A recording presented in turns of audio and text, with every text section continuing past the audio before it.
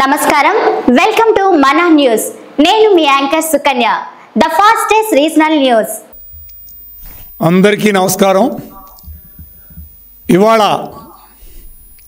సింహాచల గుళ్ళో జరిగినటువంటి చందనోత్సవం సందర్భంగా గోడ కూలి దగ్గర ఒక 8 మంది చనిపోవడం జరిగింది కొంతమందికి క్షతగాతులయ్యారు దెబ్బలు తగిలినాయి దానికి ముందుగా తెలుగుదేశం పార్టీ తరపున ప్రగాఢ సంతాపాన్ని తెలియజేస్తున్నాం వాళ్ళ ఆత్మకి శాంతి కలగాలని కూడా తెలుగుదేశం పార్టీ తరపున మేము ప్రార్థిస్తున్నాం ఇది జరగరాని సంఘటన జరిగింది దానికి ఎంతో బాధపడుతున్నాం కూడా కానీ ఇవాళ జగన్మోహన్ రెడ్డి గారి గురించి మాట్లాడాలంటే ఇంత జరిగినటువంటి సందర్భంలో ఆయన అక్కడికి వెళ్ళి ఎలా ఉండాలి ఒక బాధ జరిగిన సందర్భం ఒక బాధ జరిగిన కుటుంబాల దగ్గరికి వెళ్ళేటప్పుడు చనిపోయిన కుటుంబాల దగ్గరికి వెళ్ళేటప్పుడు ఏ విధంగా ప్రవర్తించాలి ఎలా ఉండాలి అనేది కూడా ఆయనకి అర్థం కాదు ఎలా ప్రవర్తించాలో కూడా ఆయనకి తెలియదు ఇవన్నీ పక్కన పెట్టి శవాల మీద పేలాలు ఎరుకునే పద్ధతిలో ఆయన ప్రవర్తిస్తారు అందుకనే వాళ్ళని రాబందుల పార్టీకి రాష్ట్ర అధ్యక్షుడిగా జగన్మోహన్ రెడ్డి గారిని చెప్పుకోవాలి ఎందుకంటే ఇవాళ ఆయన చేసిన ప్రవర్తన ఆ విధంగా ఉంది జరిగిన వెంటనే అరగంట 15 నిమిషాల్లోనే అక్కడికి రెస్క్యూ టీంలు వెళ్ళినాయి ఎన్డీఆర్ఎఫ్ వెళ్ళింది మంత్రుల బృందాలు వెళ్ళారు అందరూ కూడా దీని మీద 3 మ్యాన్ కమిటీ ఎంక్వైరీ కమిటీ వేశారు చంద్రబాబు నాయుడు గారు చనిపోయిన వారికి 25 లక్షల రూపాయలు ఎస్క్రేషియా ప్రకటించింది ప్రభుత్వం అదేవిధంగా నీకు దెబ్బలు దిగిన వాళ్ళకి కూడా 3 లక్షల రూపాయలు ప్రకటించింది చనిపోయిన వారి కుటుంబాలకు మన అవుట్ సోర్స్ కింద ఎండోమెంట్లో వాళ్ళకి అర్హత కలిగిన అందరికి కూడా ఉద్యోగాలు ఇవ్వాలని చెప్పడం కూడా జరిగింది తర్వాత ఇమీడియట్గా ఒక 15-20 నిమిషాల్లోనే లైన్లన్నీ క్లియర్ చేసేసి ఇమీడియట్గా నీకు సిస్టమ్ని ఒక పద్ధతిగా తీసుకెళ్ళింది ఎందుకంటే చందనోత్సవానికి దగ్గర లక్షల మంది భక్తులు వస్తారు ఇతర రాష్ట్రాల నుంచి కూడా వస్తారు ఇక్కడ ఏంటంటే మా ప్రభుత్వం గత ప్రభుత్వం చేసింది ఏంటంటే గత ప్రభుత్వం 16,000 మందికి వీఐపీ టికెట్లు ఇచ్చి వీఐపీ దర్శనాలు చేసింది కానీ మేము అలా కాదు సామాన్య భక్తులకి పెద్దపీట వేయాలనే ఆలోచన విధానంతో మా ముఖ్యమంత్రి గారు దీని మీద దగ్గర 10 రోజుల నుండి మంత్రులతో మీటింగులు పెట్టించి అక్కడికి వెళ్ళి రివ్యూ చేసుకుని అన్నీ కూడా చాలా పద్ధతిగా చేసుకుంటూ వస్తున్నారు అందుకనే 15 నిమిషాల్లో అంతా క్లియర్ చేసి నార్మల్ భక్తులకి దర్శన భాగ్యాన్ని కలిగించడం కోసం మేము ప్రయత్నిస్తే ఈయన అక్కడికి పోయి చేసినటువంటి వ్యవహారాన్ని మీ అందరూ చూశారు సింహాచలం పైన ఉన్నటువంటి 3 నామాలని తీసేస్తే అప్పుడు మంత్రిగా ఉన్నటువంటి కొట్టు సత్యనారాయణ గారు కొండ మీదకి వెళ్తే భక్తులు నిలదీసింది మిమ్మల్ని కాదా అని ఒకసారి నేను అడుగుతున్నా మీకు ఏమాత్రమైనా సింహాచలం టెంపుల్ మీద లేకపోతే దేవాలయాల మీద మీకు ఎక్కడన్నా ఒక గౌరవం ఉందా అని మీ ద్వారా నేను అడుగుతున్నా ఇక మాన్సస్ ఆస్తులను కొల్లగొట్టడం కోసం ఆ రోజున మీరు చేసిన ప్రయత్నం ఏంటి ఒక్కసారి ఆలోచించండి ఎక్కడో ఢిల్లీలో ఉండే ఆమెను తీసుకొచ్చి ఆమెను పెట్టి మొత్తం ఆస్తులు కొల్లగొడదా ఉంటే ఆ రోజున ప్రభుత్వం ఆ విధంగా ప్రవర్తిస్తే కోర్టు ద్వారా తిరిగి మన అశోక్ గజపతిరాజు గారిని పెట్టుకుని ఆస్తుల పరిరక్షణ చేసింది తెలుగుదేశం పార్టీయా కాదా అని ఒకసారి మిమ్మల్ని అడుగుతున్నా అదేవిధంగా అంతర్వేది తగలబడిపోయింది మీ పరిపాలనలోనే అదేవిధంగా రామతీర్థంలో నేను మాట్లాడటానికి కూడా నా నోరు ఒప్పుకోదండి రాముల వారి మీద నాకు ఎంతో భక్తి ఉంది ఎందుకంటే మీరు చేసిన అపచారం ఇవాళకైనా మీరు ఒకసారైనా సారీ చెప్పారా వీటన్నిటి మీద మీరు ఇవన్నీ మర్చిపోయినా ప్రజలు మాత్రం మర్చిపోరు జగన్మోహన్ రెడ్డి గారు ఇక మీ ప్రభుత్వంలో ఎంతమంది చనిపోయారనే దానికి ఉదాహరణ గోదావరి కచ్చులూరు బోటులో 47 మంది చనిపోయారు అప్పుడు మీరు వెళ్ళి పరామర్శ చేశారా ఒకసారి మీరు చెప్పండి అదేవిధంగా విశాఖలో క్రేన్ కూలితే 11 మంది చనిపోయారు అదేవిధంగా అన్నమయ్య డ్యామ్ కూలిపోతే 37 మంది చనిపోయారు ఆ రోజున మీరు పరామర్శకు వెళ్ళలేదు వీటిల్లో దేనికి కూడా మీరు పరామర్శకు వెళ్ళలేదు కానీ తెలుగుదేశం పార్టీ ప్రతిపక్షంలో ఉన్న మేము అన్నమయ్య డ్యామ్ కూలిపోయినప్పుడు తెలుగుదేశం పార్టీ తరపున ఎన్టీఆర్ ట్రస్ట్ తరపున మా మేడం భువనేశ్వర్ గారు వెళ్ళి అక్కడ బాధితులను పరామర్శ చేసి ప్రతి ఒక్కళ్ళకి ₹1,00,000 సహాయం చేసింది ఎన్టీఆర్ ట్రస్ట్ ద్వారా. భోజనాలు పెట్టాం, అన్ని అవసరాలు కూడా చూసుకుని, కష్టంలో ఉంటే అధికారంలో ఉన్న ప్రతిపక్షంలో ఉన్న మేము కష్టంలో ఉన్న మనుషుల దగ్గరికి అండగా నిలబడటం మాకు అలవాటు. కానీ మీరు ఎప్పుడు ఎక్కడా కూడా ₹1 సహాయం చేసినటువంటి సందర్భాలు మీకు ఉన్నాయా అని మరొక్కసారి మిమ్మల్ని నేను అడుగుతున్నా. బుడమేరులో మీరు తిరిగినప్పుడు మొన్నే జరిగింది, ఒక 8-7 నెలల క్రితం బుడమేరు పొంగి వస్తే అప్పుడు కూడా మీరు వెళ్ళి పరామర్శ చేశారు, కానీ ఎటువంటి సహాయం చేసినటువంటి సందర్భం మీకు లేదు.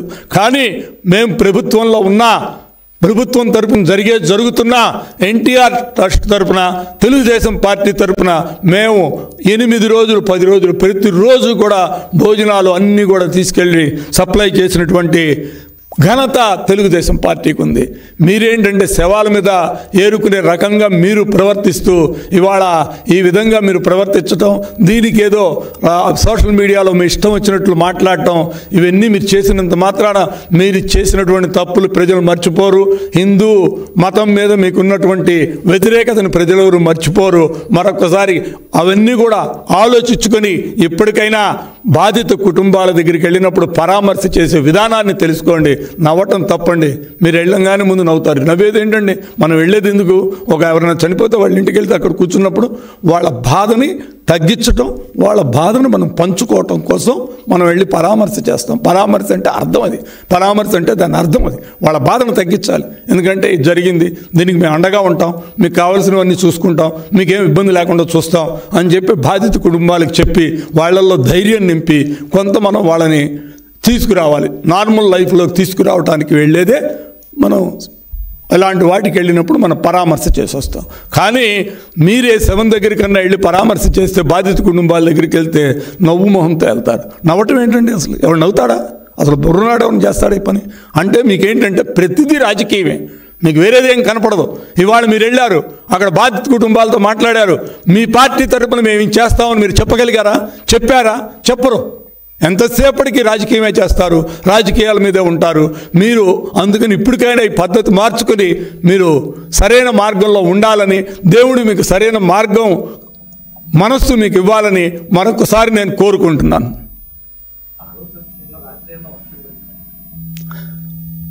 దగ్గర రాత్రి ఆ ఏరియాలో 2 గంటల సమయంలో 22 మిల్లీమీటర్ల వాన పడిందండి.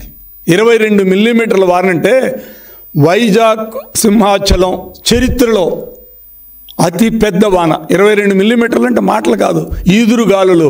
ఎందుకంటే రకరకాల ఏర్పాట్లు జరుగుంటాయి పక్కన, అవన్నీ ఎగిరిపోతాయి. నీకు ఆ ఈదురు గాలులకి నీకు ఈ గోడలు కూడా ఏంటంటే ఇదవుతూ ఉంటాయి. అలాంటి సందర్భంలో 22 మిల్లీమీటర్ల వాన పడి మొత్తం విధ్వంసం జరిగిన తర్వాత ఈ సంఘటన జరిగింది. లేకపోతే ఇలాంటివి జరిగేవి కూడా కావు. ఎందుకంటే ప్రకృతి ఒక్కసారిగా విజృంభించింది. ఆ టైంలో ఇది జరగటం దురదృష్టకరంగా నేను భావిస్తున్నాను.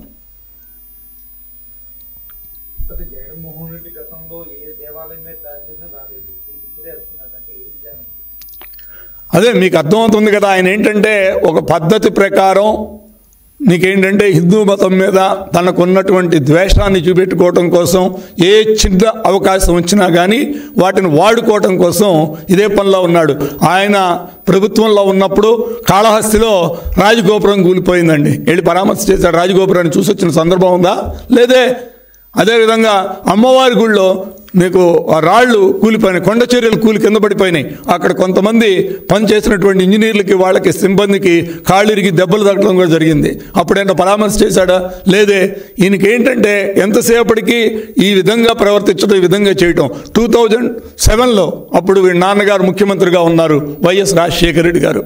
ఆ టైంలో భవానీ దీక్షకు వచ్చినటువంటి భక్తులు స్టాంపేడ్ అయి తొక్కిసలాట జరిగి 7 చనిపోయారు. 7 దానికి బాధ్యత ఆయన వహించాడా? లేదా. ఇవన్నీ సాధారణంగా జరగరాని సంఘటనలైనా కొన్ని సందర్భాల్లో జరుగుతాయి. వాటిని మనం సవ్యమైన మార్గంలో పెట్టుకుంటూ నివారణ చర్యలు తీసుకుంటూ సలహాలు ఇచ్చేదే ప్రతిపక్షం. అంతే తప్పితే ప్రతిదానికి బురద జల్లటం, హిందూ మతం మీద జల్లటం ఇదే పనిగా పెట్టుకున్నాడు ఈ మాజీ ముఖ్యమంత్రి గారని మీకు తెలియజేస్తున్నాం.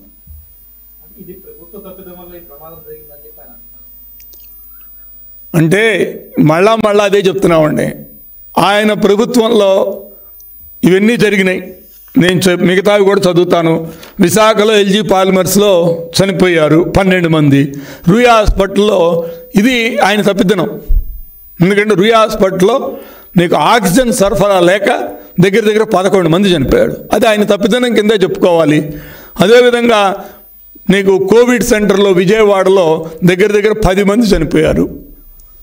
అదేవిధంగా జంగారెడ్డిగూడెంలో ఇది ఆయన తప్పిదం, ప్రభుత్వ తప్పిదనమే, 46 మంది చనిపోయారు.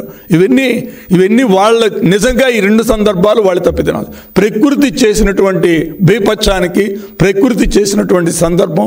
ఇమీడియట్గా దర్శనం కోసం లైన్లో నుంచున్నప్పుడు వాన పడిన గంటకే నానున్నటువంటి గోడ కూలటం అనేది సాధారణంగా జరుగుతుంది కానీ ఇంతమంది చనిపోవటం బాధాకరంగా నేను భావిస్తాను. ఎందుకంటే ఎవరు లేకుండా పడిపోయి ఉంటే ఏ ప్రాబ్లం ఉండేది కాదు. అక్కడ మనుషులు ఉన్నారు కాబట్టి. ఎందుకంటే ఈ క్యూ లైన్లు కూడా డైలీ వాడే లైన్లు కావు ఇవి. ఏదైనా ఉత్సవాలు ఉన్నప్పుడో లేకపోతే ఏదైనా పెద్ద భక్తులు విరివిగా వస్తున్నప్పుడు చేస్తారు తప్పితే నార్మల్గా ఈ 300 రూపాయల దర్శనం నార్మల్గా వెళ్ళిపోతుందండి. ఇది ఇక్కడ ఇంత చందనోత్సవం కాబట్టి, పెద్ద ఉత్సవం కాబట్టి ఇలాంటి సందర్భం జరిగింది. గోడ కూలటం అనేది 100% బాధాకరం.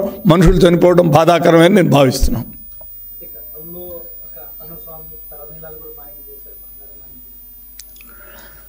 ఇక దాని గురించి మీకు చెప్పాలంటే వాళ్ళు తలనీలాలు చివరికి భక్తులు ఎంతో భక్తితో ఇస్తాం. తలనీలాలు అంటే తెలుసు కదా, ముక్కుకొని మనం ఇచ్చేది.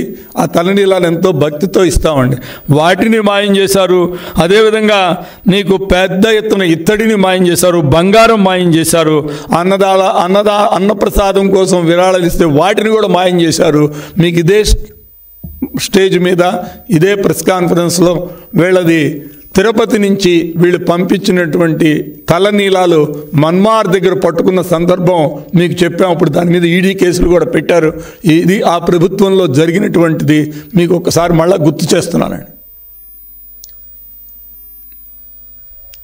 నమస్కారం. Thank you.